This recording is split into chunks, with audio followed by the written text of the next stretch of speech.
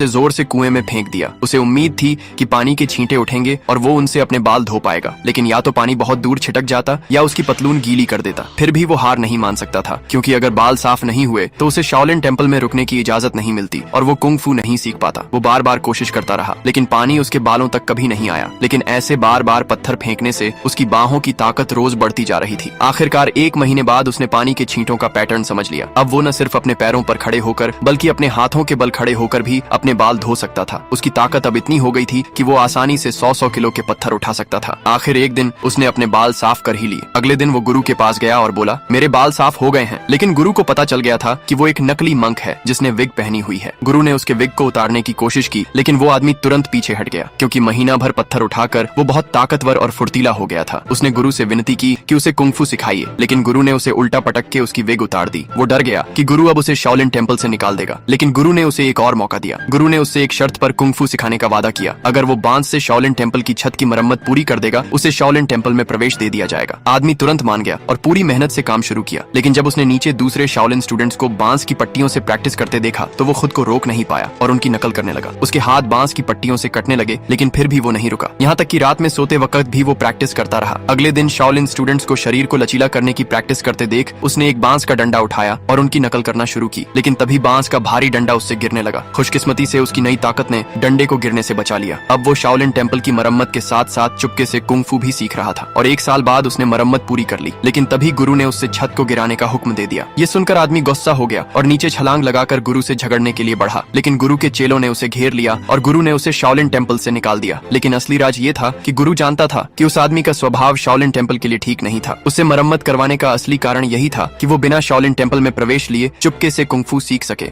इस आदमी ने 200 किलो का पत्थर उठाया और